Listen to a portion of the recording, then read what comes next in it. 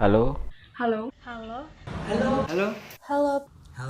Halo, Halo, perkenalkan, nama saya Rino Wahyu Pangestu, mahasiswa Fakultas Hukum Universitas Atmajaya Yogyakarta. perkenalkan, nama saya Yon Steven Setiadi, mahasiswa Fakultas Ekonomi Bisnis, Program Studi Manajemen, Universitas Atmajaya Yogyakarta. perkenalkan nama saya Ngesi Aulia, mahasiswa Fakultas Teknik, Program Studi Arsitektur, Universitas Atmajaya Yogyakarta. perkenalkan, nama saya Melin Florencia, mahasiswa Fakultas Bisnis dan Ekonomika, Program Studi Ekonomi Pembangunan, Universitas Atmajaya Yogyakarta. perkenalkan nama saya Daniel Widrasanto dari Fakultas Bisnis dan Ekonomika, Prodi Akuntansi Universitas Atmajaya Yogyakarta. Perkenalkan, nama saya Robert Bandungan Tamubolo, mahasiswa Fakultas Teknologi Industri, Program Studi Teknik Industri, Universitas Atmajaya Yogyakarta. Perkenalkan, saya Angela Sinta, mahasiswa Fakultas Teknobiologi, Program Studi Biologi, Universitas Atmajaya Yogyakarta. Perkenalkan, nama saya Rizky Nugraha. Saya mahasiswa dari Fakultas Bisnis dan Ekonomika, Program Studi Manajemen, Universitas Atmajaya Yogyakarta. perkenalkan nama saya Stefanus Andika Deniswara, mahasiswa Fakultas Teknik, Program Studi Arsitektur, Universitas Atmajaya Yogyakarta, dari Kelompok kelompok 44 KKN 48.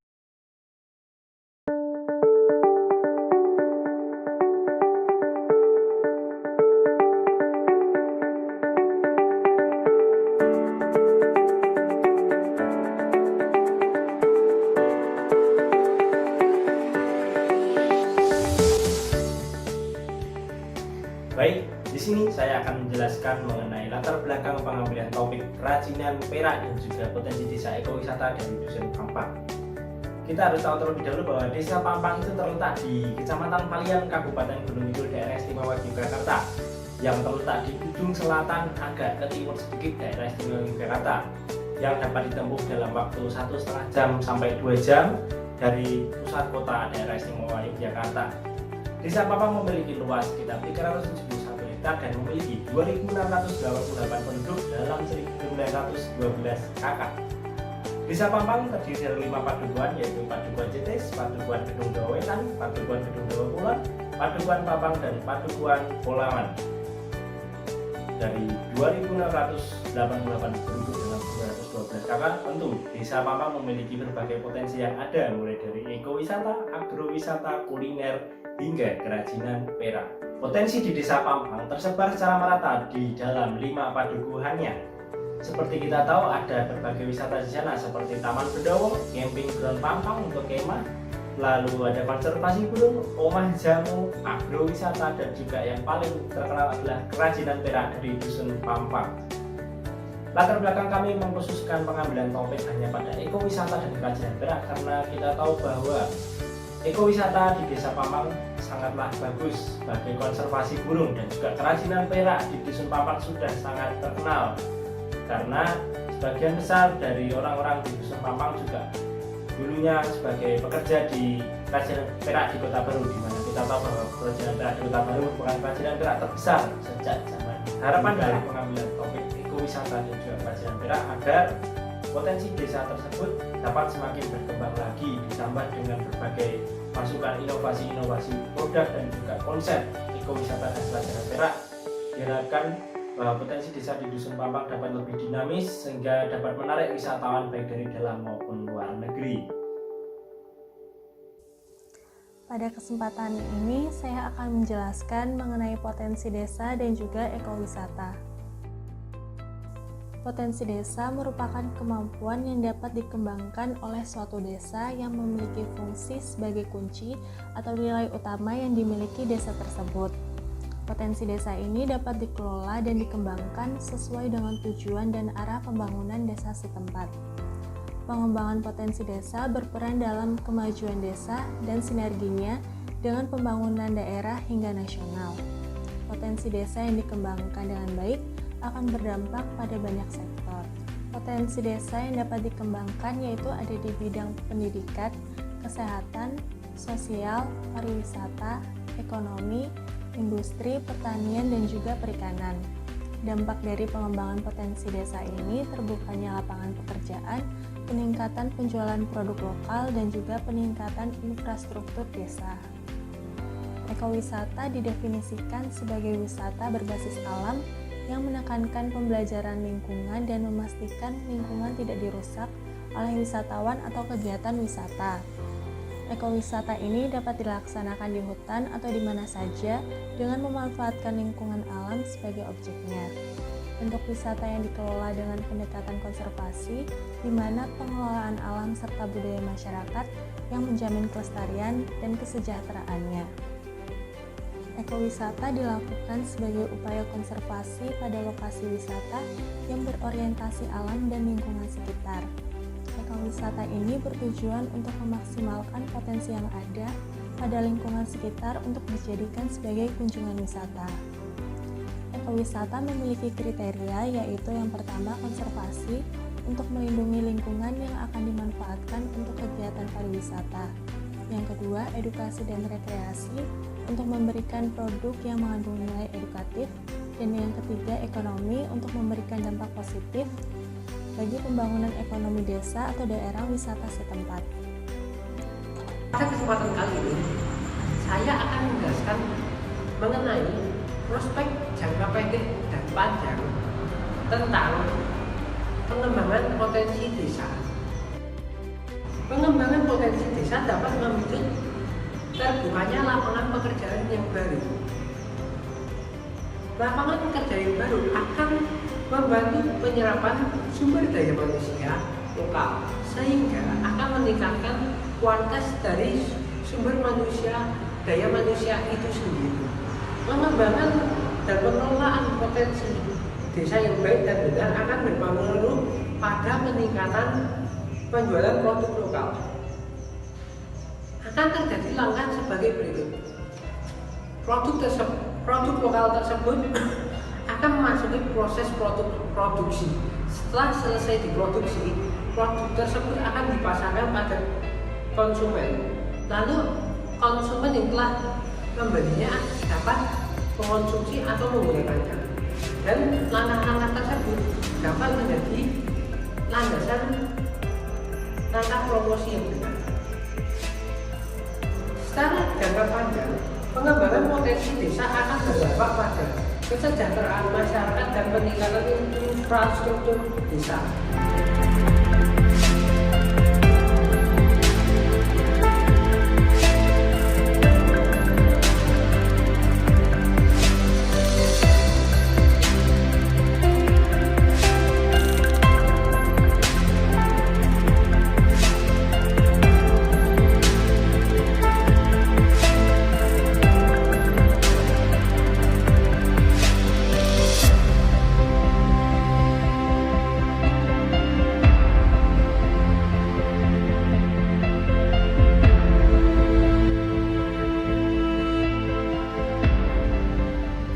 Pada kesempatan kali ini saya akan mempresentasikan mengenai pengembangan fasilitas sarana dan juga prasarana sebagai upaya pengembangan potensi desa.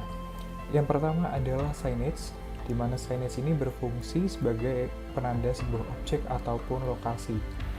Dan di desa wisata sendiri, signage dapat digunakan sebagai penanda lokasi dan juga informasi mengenai lokasi desa wisata tersebut.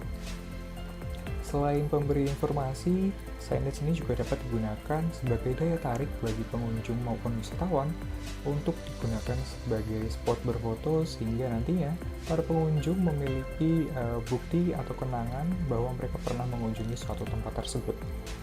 Untuk usulan signage Desa Pampang ini dibuat dengan menggunakan material latar kayu untuk memberikan kesan natural dan sederhana. Di signage Desa Pampang ini berisikan informasi nama lokasi, yaitu Desa Pampang, Kecamatan Palian, Kabupaten Gunung Kidul.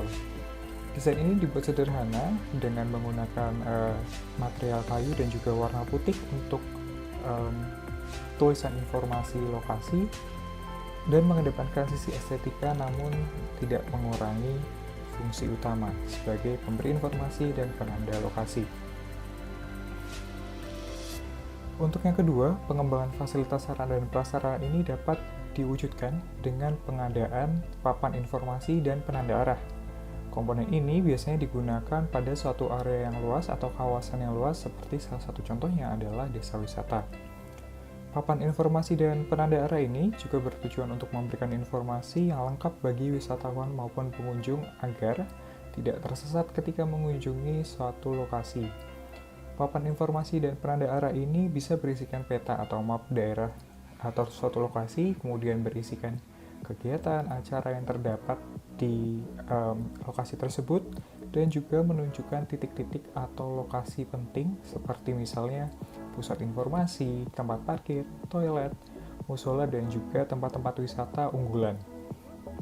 Untuk usulan papan informasi dan juga penanda arah di Desa Pampang ini dibuat menggunakan satu tiang yang berisikan peta atau map Desa Pampang, dan di atasnya terdapat papan-papan penunjuk arah yang mengarahkan wisatawan kepada tempat-tempat penting seperti tempat wisata dan juga pusat informasi.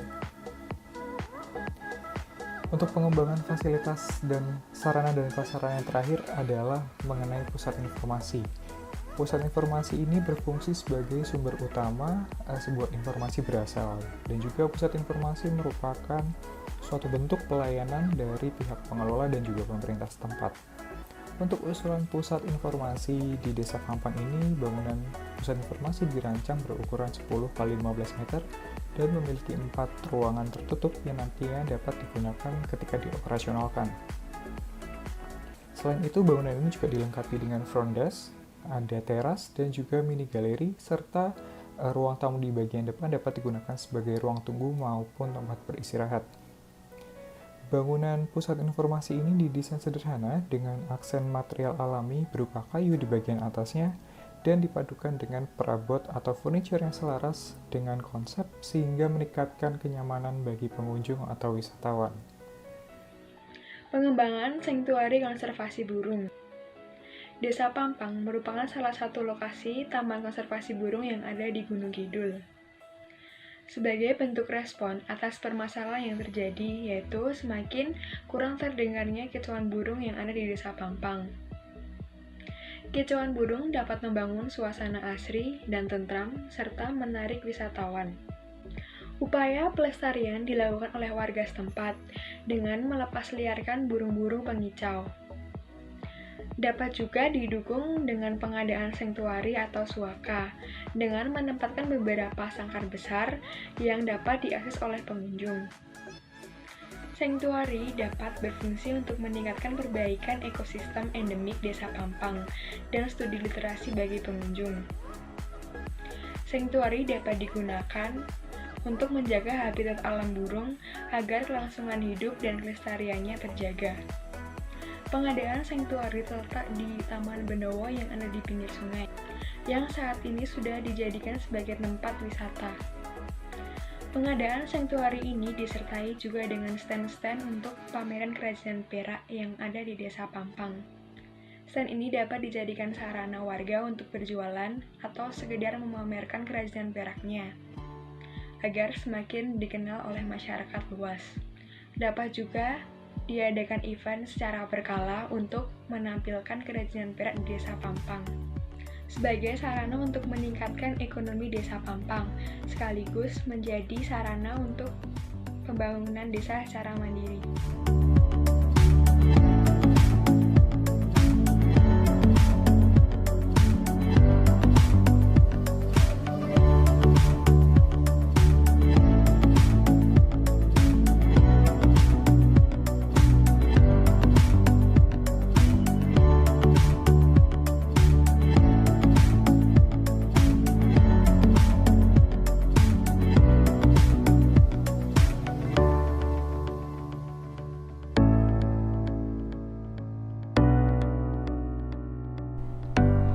Pada kesempatan ini, saya akan menjelaskan mengenai kesimpulan tentang materi yang sudah dijelaskan tadi. Dapat disimpulkan bahwa pengembangan potensi merupakan suatu langkah yang baik bagi sebuah desa, terutama desa wisata. Pengembangan potensi desa wisata dapat diwujudkan sebagai langkah nyata keseriusan pemerintah dan pengelola daerah setempat untuk mengembangkan potensi yang ada. Pengembangan potensi dengan tata kelola yang benar dan tepat akan berdampak pada banyak sektor, terutama kondisi perekonomian dan kualitas sumber daya manusia. Pengelolaan potensi yang baik dan benar akan berdampak baik dalam jangka dekat maupun jangka panjang. Kemudian, pengembangan ekowisata di Desa Pampang dinilai cukup menjanjikan, mengingat sumber daya alam yang dimiliki mempunyai potensi yang kuat untuk dikembangkan, seperti contohnya pengadaan fasilitas, sarana, dan prasarana yang merupakan salah satu elemen esensial yang dapat dilaksanakan untuk memulai pengelolaan desa wisata dengan segala potensi yang ada di dalamnya. Contoh lain seperti pengadaan sanctuary yang sudah dijelaskan oleh teman saya tadi. Pengadaan sanctuary ini dapat menjadi pilihan yang sangat menarik dikarenakan sangat unik dan belum banyak dimiliki oleh daerah-daerah atau desa wisata yang ada di Indonesia. Nah, dari kesimpulan yang sudah disampaikan, kami dari kelompok 44 ingin mengajak masyarakat untuk mendukung program yang sudah kelompok buat. Karena dengan adanya dukungan dari masyarakat, tentunya akan semakin mengoptimalkan pengembangan desa wisata. Masyarakat harus lebih meningkatkan dan mempererat kerukunan, gotong royong, dan persatuan sehingga desa wisata di Desa Pampang dapat semakin berkembang. Sekian penjelasan dari kelompok. Apabila ada salah kata atau kata-kata yang kurang berkenan bagi masyarakat, kami mohon maaf yang sebesar-besarnya. Terima kasih. Tuhan Yesus memberkati.